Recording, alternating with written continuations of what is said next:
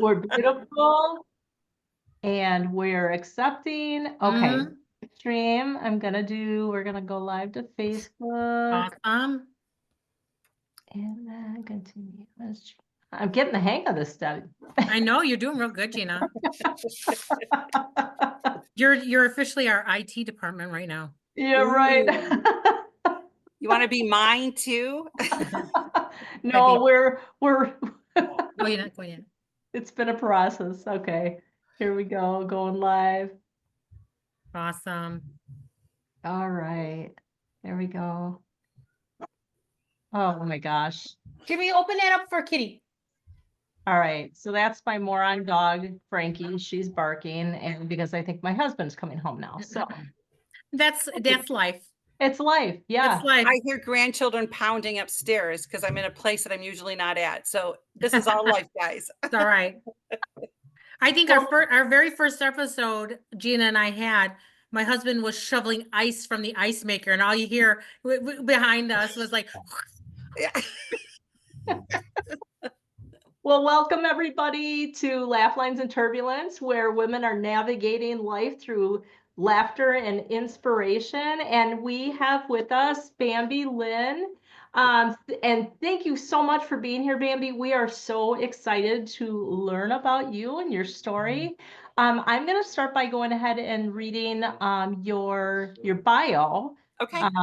Yeah, so let me just let's see here. I just have to find it, you guys.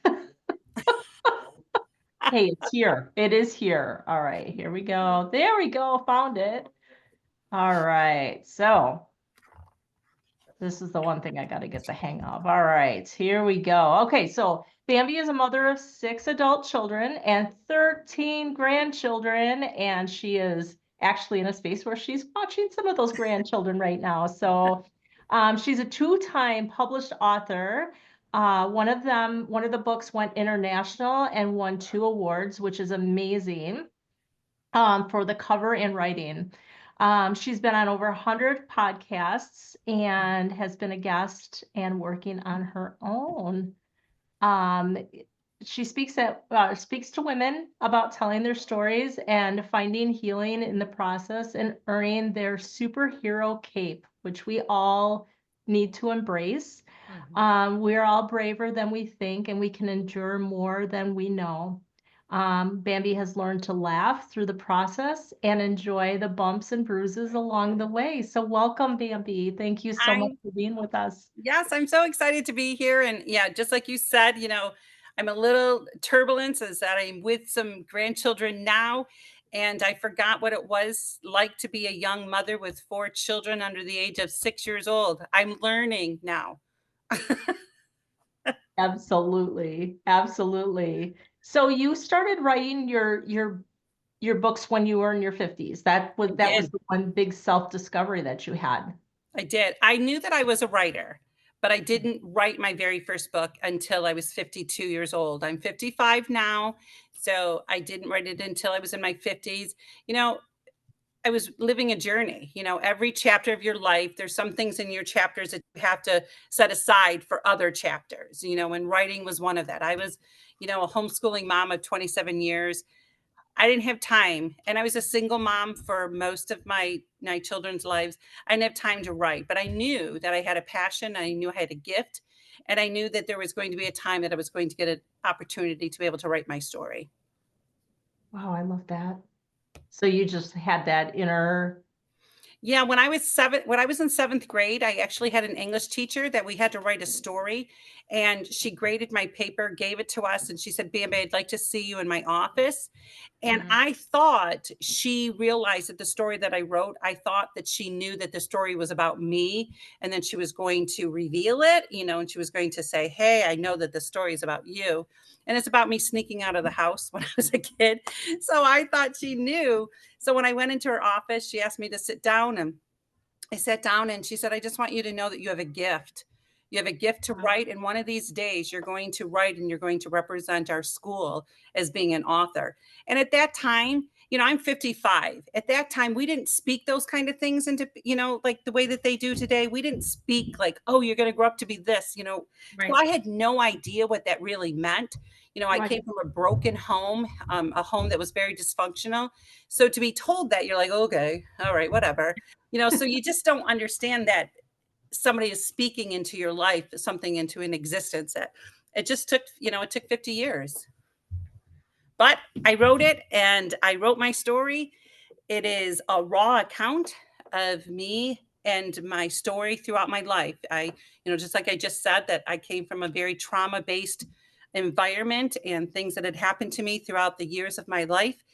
And when I got my book sent to me for the very first time, I opened it up, and, it's an exhilarating, exciting thing. It's just the most amazing thing to be holding something that you wrote. And I spent the evening reading my book. I read it all throughout the whole night, cried over this girl, wept over her, just such pain and anguish as I'm reading my story. I got done reading it, and I looked up to heaven, and I said, oh my goodness, God, this isn't me anymore, but I want to find her. I want to find this woman that hasn't had the courage and the bravery yet to write her story. And I closed my book, and I said, this is our mission, is to go out and to find that woman, because it takes courage. It takes vulnerability. It takes bravery, and somebody's got to start it. And I just knew that I was on a mission, that I had to start it. I had to put on that superhero cape and know that my superpowers was vulnerability. And I decided to go on this mission. I love that. It almost sounds like even by reading the story, you in a way embrace that little girl. Absolutely. And I just read, I think, I just came up with I went through a life coaching program to get my certificate to be a prayer life coach. And so I had to come up with my own program. And one thing that I think that when you are starting to heal and you think you're going to start writing your story, I think the best thing you should do is read memoirs.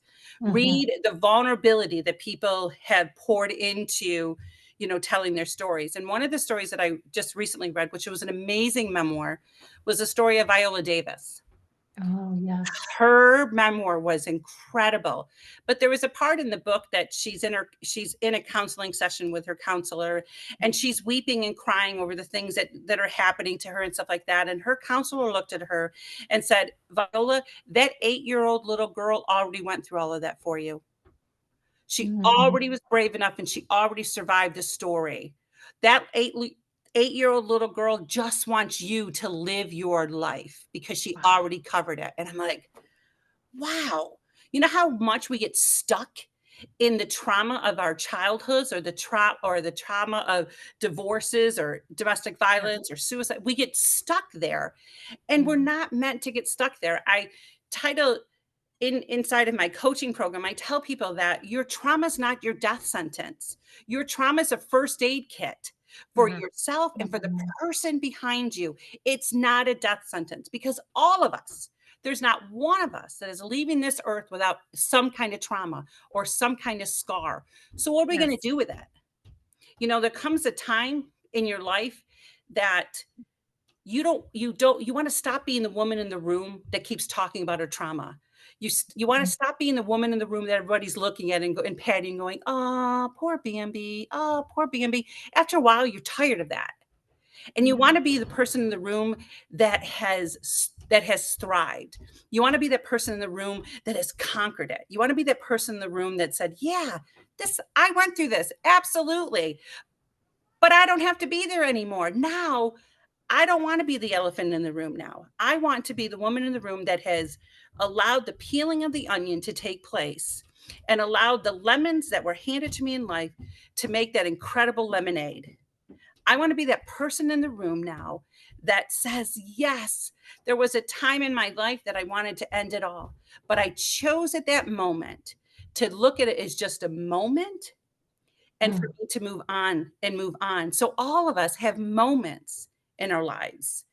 It's what we do with those moments. And I wanted to set people free. I wanted women to know and to understand, just like you said, We've been fitted for a superhero cape. We have been fitted for that because we have survived and we have thrived in our story. And I think there's something that happens with women when we turn our 40s and our 50s, we start becoming, because we've been homemakers, we've been mothers, we've been the PTA person, and now we are now on the becoming journey. Becoming is not a noun. Becoming is a verb, because it's a journey. And there's something that ignites within us as women in those ages, you know, like, Yes. whoa, I'm more than a mommy. Yeah. But we have to be able to define that. We have to be able to look in the mirror. And I tell people too, look in the mirror naked.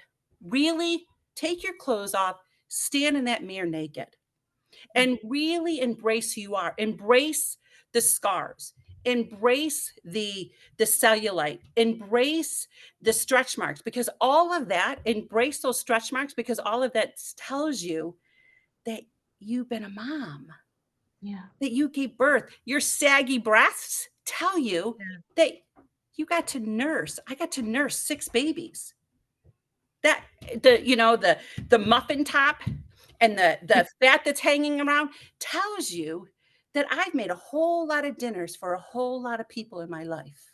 That's If we beautiful. begin to start looking at it that way, oh my goodness, our bodies tell a story. But when we're in our 20s and our 30s, we're repulsed, by our bodies, the way that we look, and we think, oh my goodness, if you got gray hair, I'm still covering, I do have gray, but I'm still covering. I'm not yet ready to not cover it, kind of thing. I still paint, burn, kind of thing. I'm not ready to give that up. That's okay. But those things are who we are. Yeah. And so we can learn to embrace that, and just embrace the beauty of all of that stuff that has created us to be who we are today. That's so You can beautiful. talk now. No. No, we're soaking it in. I love how everything that you're describing, like that, the things that you went through, that you got to go through all of that stuff, and that was your first aid kit. I love that. And and it has to be, people ask me, because I sell t-shirts that says my story, your first aid kit. And they I said, love why it. did you choose a first aid kit? And I said, because if you choose a toolbox, it feels like you have to be chiseled. You have to be hammered. But Yeah. instead, a first aid kit gives you a Band-Aid, gives you some ointment. I had been burned, when I was, let's see, my oldest daughter, because I have 4 daughters and 2 sons. My oldest daughter's birthday's today. And so let's see, Happy she's birthday. 33 today. So when she was 18 months old, I had a pressure canner blow up at me. And a pressure canner is, when you can, stuff in the heat and it pressurizes itself.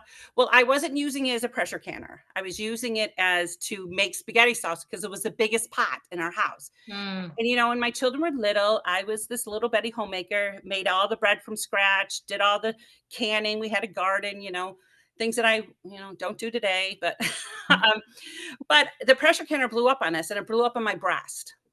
And we were rushed to the burn unit, and we spent 17 days. I spent 17 days in a burn unit. But during that process, what they do is that they put you on a metal table, they tie your hands, and they shoot morphine up in you. And then they start scrubbing you. They're starting to scrub the residue, off of you. Yeah. And then after 5 days, it got to a point that they're like, you know what? We can't scrub any more residue off of her. Let's just give her new skin. And so they took the skin off of my leg and they put it on my breast. And I think about that in our own lives, trauma, Yes. brokenness, devastation, marriage is not working, infidelity, all of that. We Yes. have to be scrubbed of that.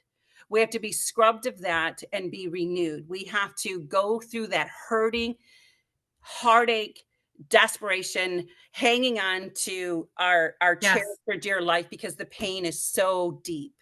But then there's a point that there's new skin that grows. Yeah. And you have to take that new skin, and that new skin covers the old, and that's what, if we allow it to happen in our lives, if we allow the skin to be scrubbed, and then the new skin can be on, you can be on 162 podcasts and share your story Yeah. and bring life. Yeah. But I had to go through that scrubbing process. And I have to, even there's times that the residue comes back and I have to scrub again, okay, wait a minute. I don't want this residue because this isn't who I am today. Love that. But if we go through that process, you get the privilege and the honor to be able to be vulnerable enough to share your story so somebody else can go through that same process and know that they're not alone. Yeah.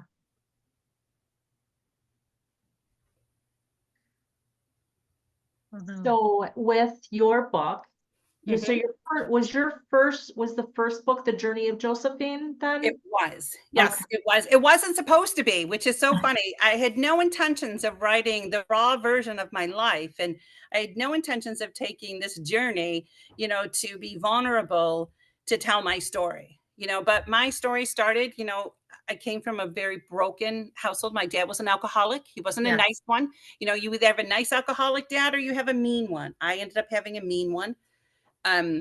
So we went back and forth for 10 years with my dad and my mom. They would, my dad would be sober and he'd find Jesus and we'd move in with him. And then, he lost Jesus and started hitting again and taking money back and forth for 10 years. And Mhm. and during those times, we would go back and forth to my grandfather and my grandmother's house. And, my grandfather molested me as a little girl. And we found out years later that he also molested a whole lot of other kids, um, the nieces, and our lot, my cousins and things like that, and my sister, Mhm. And then I went through times of, taking pills to make sure that I stayed skinny. I went through bullying because of my name in school.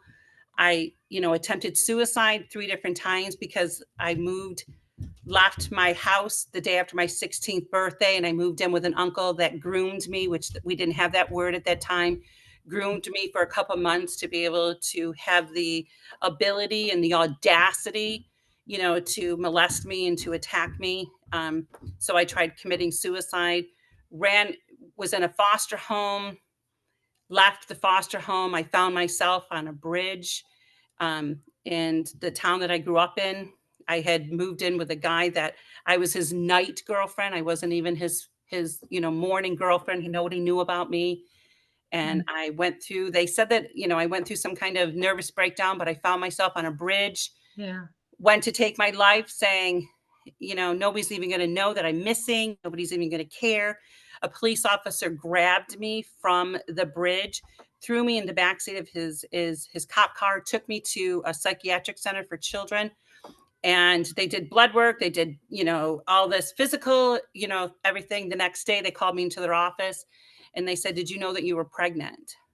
And I went, "Nope, had no idea." And at that time, some of your audience may understand, when we tell our children, where do babies come from? We tell our children that mommy and daddy fall in love, they get married, and Yeah. they hug and kiss each other and they get romantic, and they have a baby because they just love each other so much. Mhm. So in my eyes, at 16 years old, I'm thinking, how did I get pregnant? Because I knew he didn't love me. I didn't understand how in the world did I become 16 years old and pregnant. Yeah.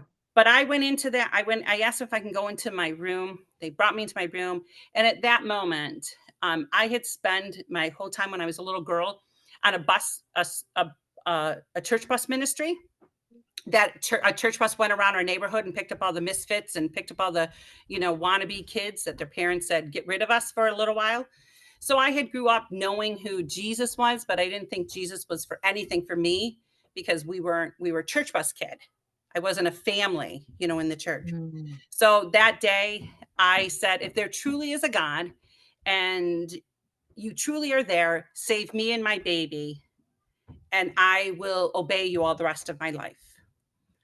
Didn't change the things that what I went through. I married somebody that was infidelity. I married again. I was a victim of domestic violence. I was a single mom, but all of those things created who I am today.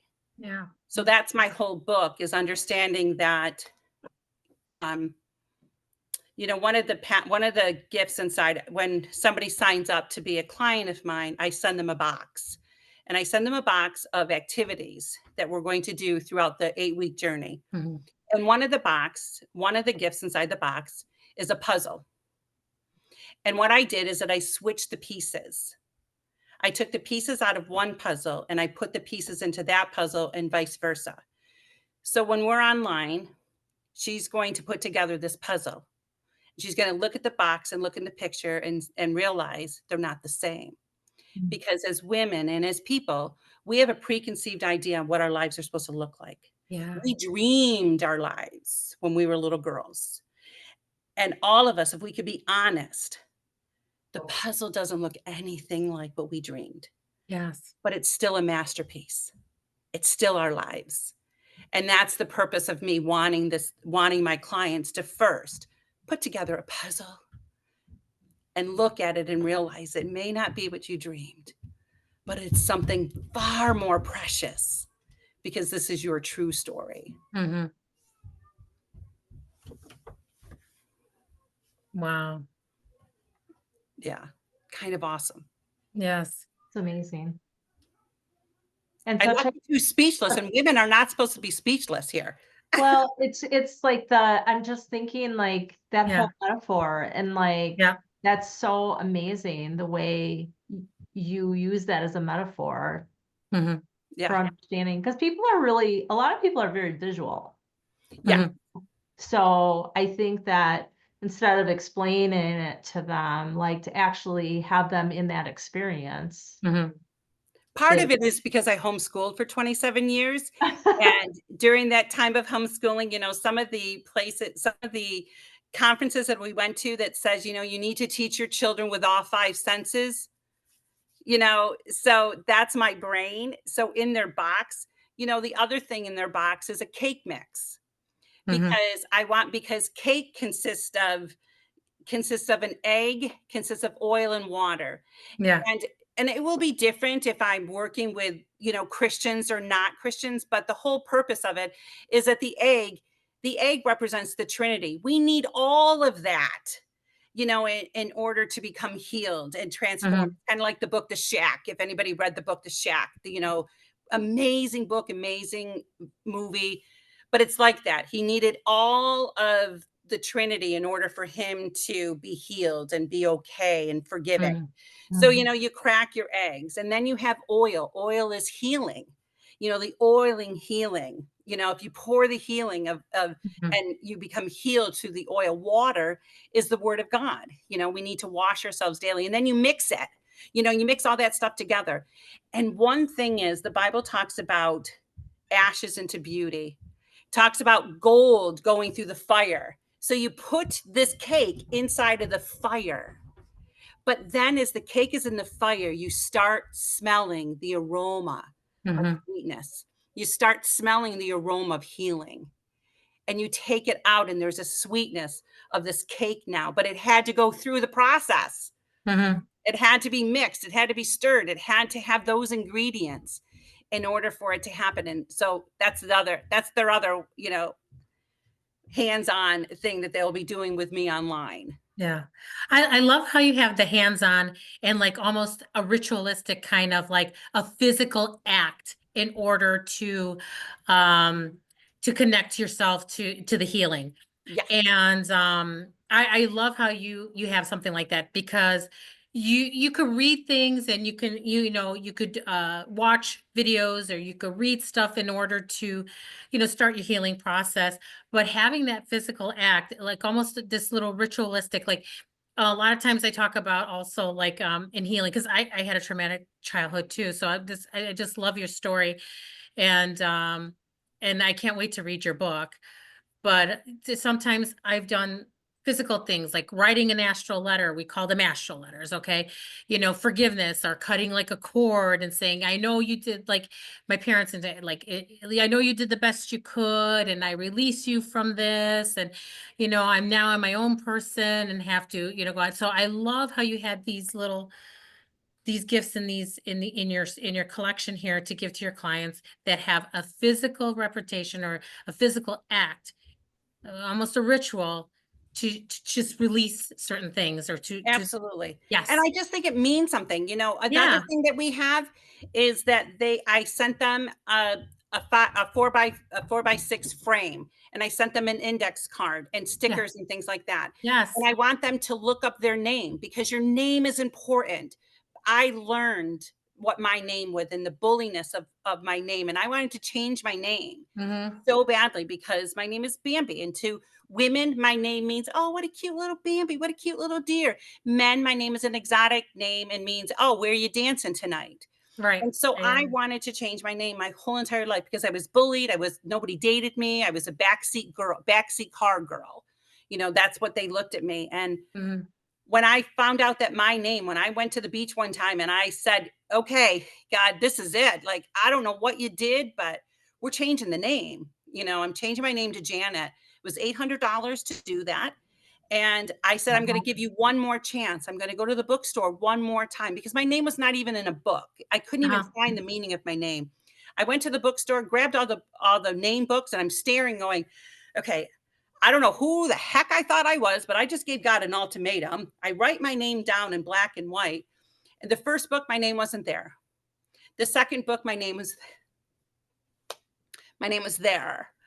And to see in black and white that my name meant holy child.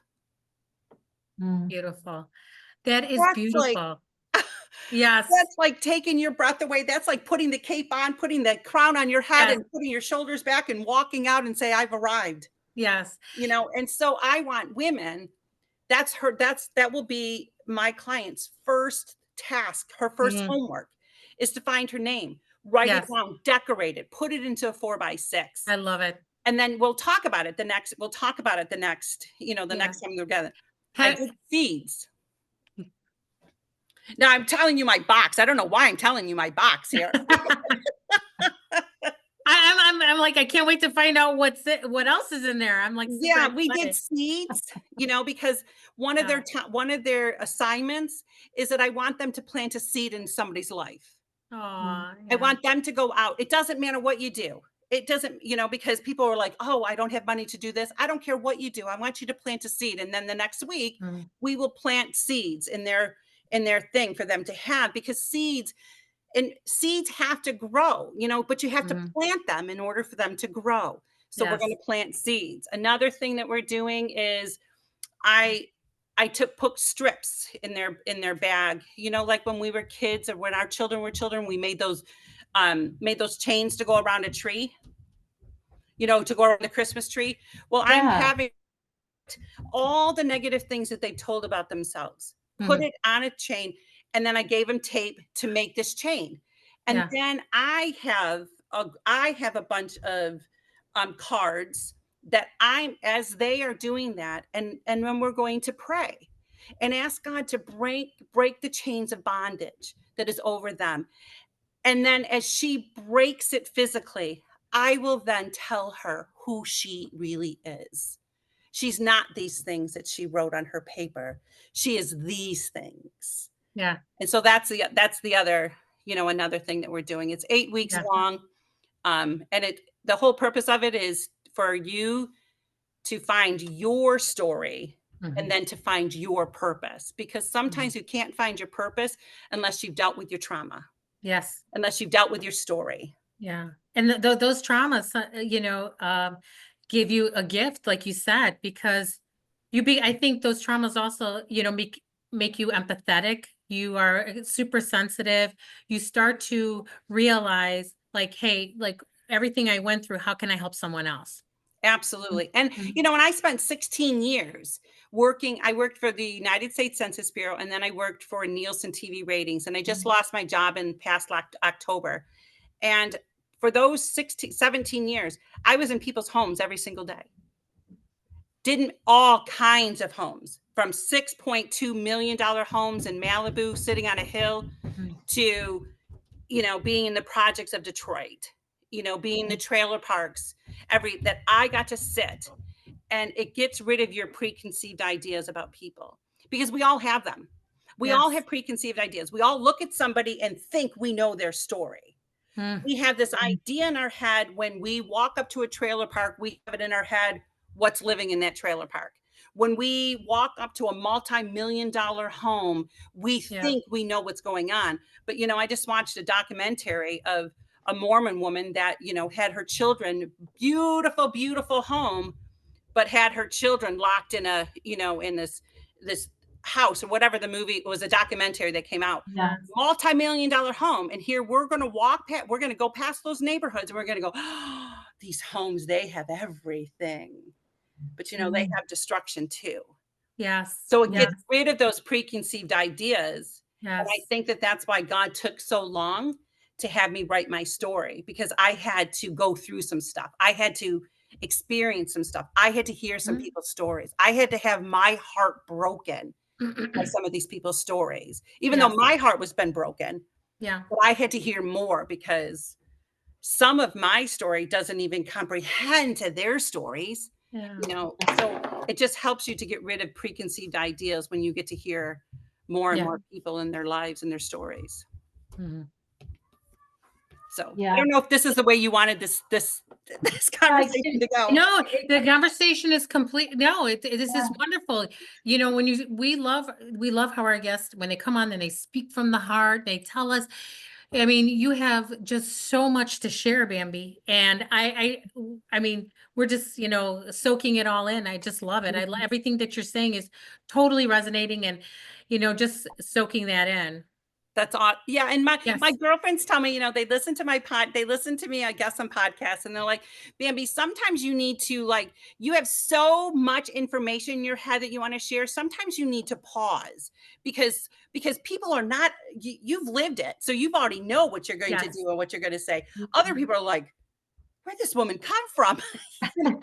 But well, Gina and I had to learn we learned along the way with our podcast too, is that we had to pause and listen. And even if it gets exciting, that let's say that we have something in common, like you telling your story is like, oh my God, it's just so much in common. And you just want to, you know, jut out that, like, you know, you You just just want want to to go, me vomit. You too. can Oh my say God, that. You yes. just want to I'm vomit not, it out.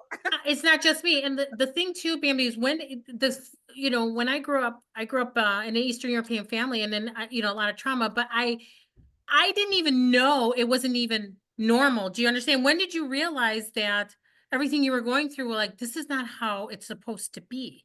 Because at some point when we're growing up and we live in a traumatic household, you know, my dad also was an alcoholic, and, you know, my parents are, like I said, we're from Eastern Europe, and like, you know, everybody drank and got the, you know, crap kicked out of them, and, you know, degraded as far as like, you know, made to feel worthless, yada, yada, whatever the Yeah, situation is, whatever it is. Yes. whatever it was, is that there's some points, you know, and I really also resonated when you said 16 years old was, and that was a very pivotal time for me too. I didn't want to be here, and I felt the same way. Just like I thought of ways like I don't even want to be alive anymore. And it was just such a the teens were just so hard. But at what point did you say, this is not a normal life? This is not how a 16-year-old girl should have grown up? I don't know if I ever thought about it that way. I Yeah, don't know if I ever thought about what was normal, what wasn't normal yeah, until I wrote, but I did until I wrote my book. And people in my high school, they actually came to my launch party. People that bullied me in high school came to my launch party, hugged me, and told me how sorry they were what they did to me. And then yes, they whispered in my ear, "This happened to me too," because yeah, I actually thought in my town and things like that that I lived in a snow globe. I actually thought that I was the only one because I was being bullied and people weren't liking me. People were treating me meanly. So I really thought I was the only one, and all the people in the town were passing by the snow globe mm-hmm, until I wrote my book and until it launched. And I went to my launch party and I've heard different stories within my community of the things that people went through when I was a little girl, that they were right beside me mm-hmm, as a little girl having the same thing happen in their own homes. But, you know, we yeah, lived in a time, I mean, we probably are about the same age. yes, at 55.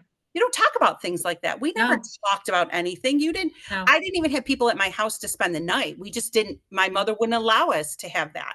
So we didn't talk about that. You didn't talk today people are talking about everything. I think that it's amazing that we're allowed to now talk about our trauma. I think that Yes. sometimes maybe we talk too much, and it needs to be a point that there needs to be a pendulum, kind of swinging, because there are some things like these young kids are telling things in their homes that we had to work through them.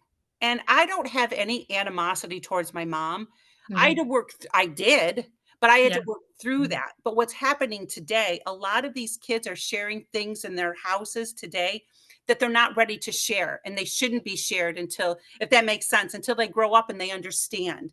I remember when we were 8 years old, and my dad had found Jesus again, and he moved to Virginia, and he wanted us to move back to him. And my mom was out in the yard cleaning out our chairs and to put them, for us to move. And she was cleaning them because my brothers and sisters and I, at that time, liver was very popular. And at that time, we dug out all of the... I'm there with you on the liver. We dug out the chairs. And so we could stick the liver up inside of the chairs, so my mom was outside cleaning these chairs of liver that was like falling molded and gross outside.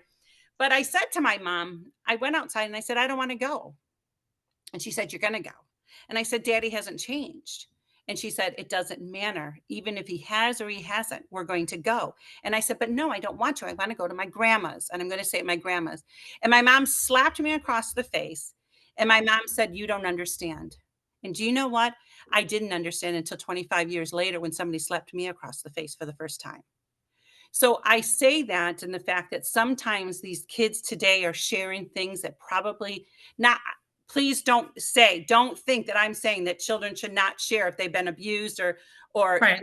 I'm not saying that at all. But I think that sometimes we live in a society that we're not giving grace to parenting anymore. I see. Yeah. That makes sense. Yes. There's no grace to parenting. Yes. Kids are yelling and saying, my mom made me eat this and she made me eat it the next morning. That's not abuse, kids, but we're creating that it is.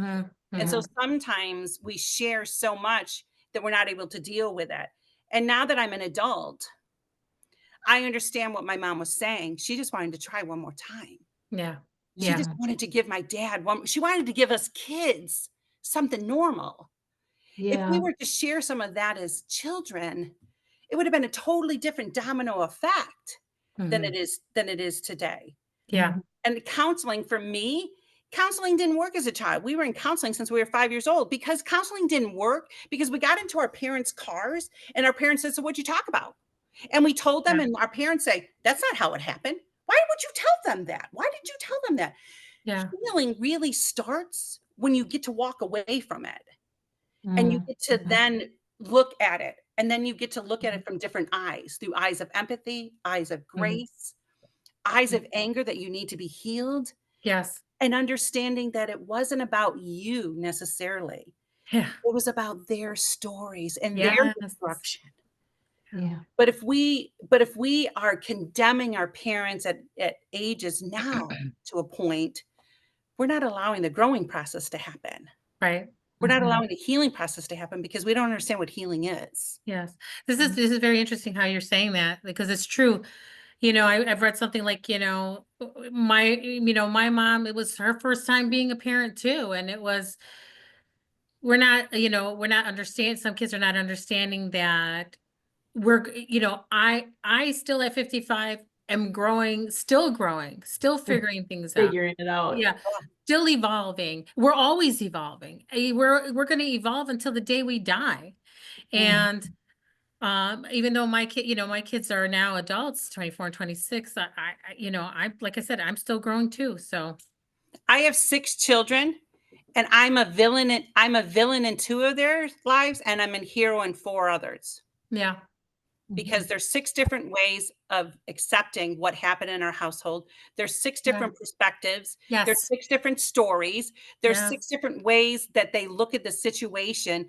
And so for 2 of my children, I'm the villain in their lives. Yeah. And one of my youngest daughter turned 33 today, and I haven't seen her in 3 years. That's interesting. Every child has a different, you may have the same parents, but you have a different childhood with those parents. And I tell people that because people will say, I raised my children all the same way. No, you didn't, No. because we were growing. Yes. We Yes, were evolving. We were like, whoa, totally. I did this way. No, I don't want to do that. So each one of our Mhm. children got a different version of us. They Yeah. sure did. They sure did. And then you even see the memes and stuff like firstborn child, secondborn child, where the baby is just left to like, hanging from the chandeliers to fend from themselves and stuff. Exactly. And your And, firstborn, my firstborn, is extremely loyal to me. yes, yes. She is so, and it's heartbreaking because she's moving to Alaska in June. Yes, Like, yes. The what do you the mean you're firstborn is the leaving one that me? you kind of like, all right, I have a baby now. You're the test, you're the tester child. Exactly, exactly. And they love you unconditionally for some reason. 100%. 100%. Yeah, my son is exactly, doesn't raise his voice to me. I barely hear him swear. It's he, pretty much my son, the oldest, they live at home. He's 26, pretty much walks around with the drill asking if we need anything fixed. That's awesome. He will That's work for awesome. food. That's awesome. That's so cool. I love it. When you talked about the 3 different kids, we got a set of Christmas ornaments, first, middle, and last. They're a totally different, totally different way of Uh-huh. life, and Yes. you just accept their journeys. And I think the older that you get, the more that you can accept their journeys. Mhm. And you don't take it to heart anymore. I don't No. take it to heart anymore, because there were mistakes. I was a single mom. There were absolutely mistakes that were made. And I Yeah. tried to be, my kids, because my mom, it was a destructive and, atmosphere. I try to do the opposite of my mom. I try to be that when my children walked into the room, they knew that they were the king and the queens of, society, Yeah. kind of thing. And so my children grew up and they say, Mom, everything seemed like a performance. What? A performance? I just wanted you guys to never feel the way that I felt, but they thought everything was an extreme, because I'm an extreme kind of person. I'm a bubbly, extrovert kind of person. So Yeah. it hurt them that everything seemed like a performance. And you're like, oh my goodness, I tried so hard to be the totally opposite and get a totally opposite um result when I ended up getting some of the same result as my mother did. Bambi, you hit on something right there, and I want to say something with that. And I, growing up, I could totally relate with this because overcompensating for my childhood. I probably overdid things, and like you said, I think my daughter even said, like, "Just be real. I just want you to be real." And I probably and got the same results in a way. I'm like, "Wow." I go, Me and my kids were going through this rough patch right now. I don't get it. I did everything opposite my mother did, but I feel like it wasn't really authentic. I was just trying hard not to be like my mom in Yeah. the way I grew up. So I overcompensated. Yeah. And you can't do that either. No, so there's you know what? What is the saying? You win if you lose if you win, or what is that saying or whatever?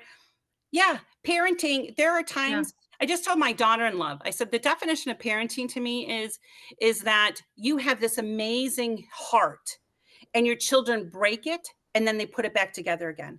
They Mhm. break it and put it back together again. That's the definition of motherhood. Yes. You one moment your heart may be broken into pieces that you can't even breathe.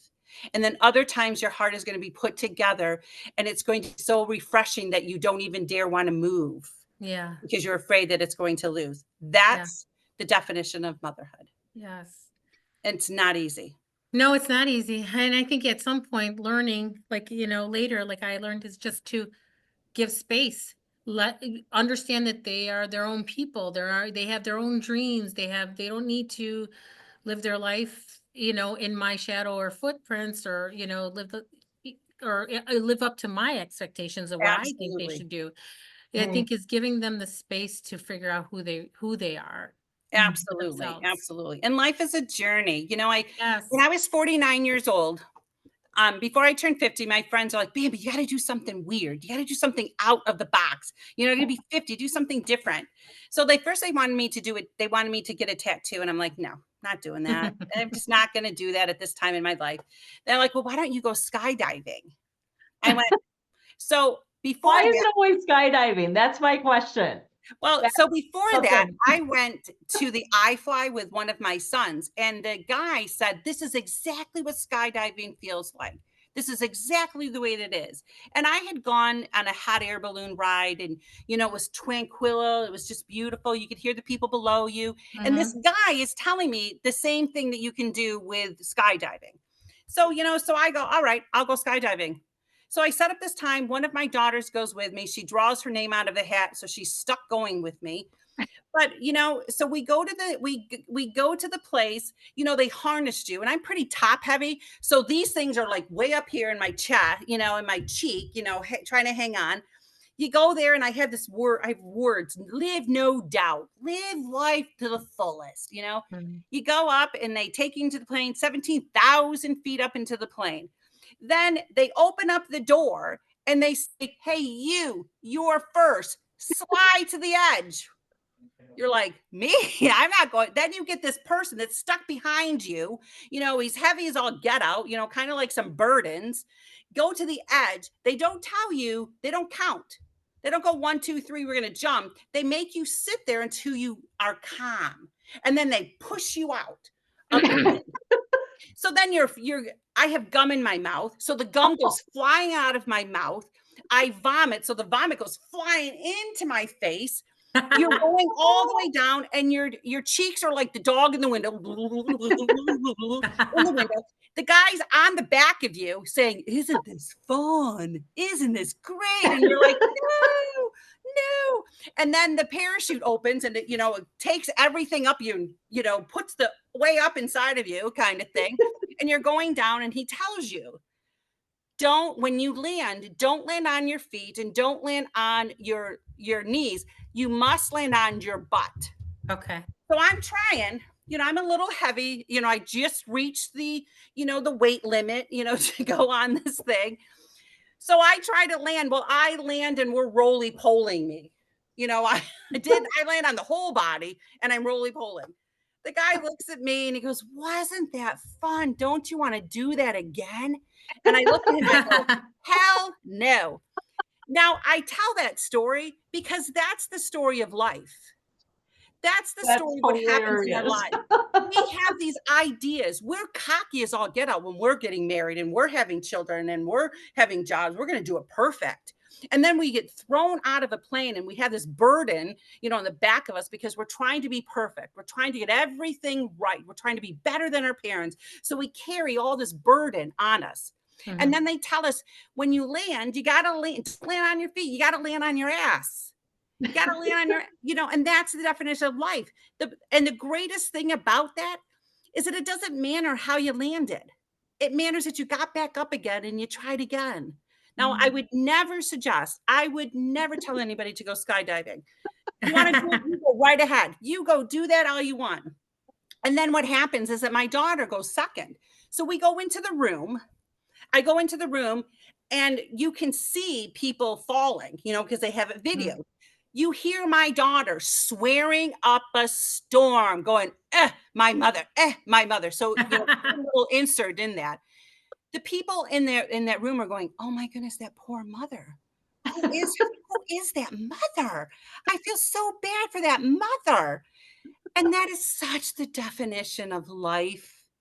You know, and now I'm always thinking, you know, people are like, why do you think you skydive? I don't know. I think that God knew I was going to be on 160 different podcasts. I was going to share the story and, you know, and know that that's the definition of life, is you're thrown into something and you think you have all the ingredients to make it work. You think you've been given everything, but it's all trial by error because we're dealing with people.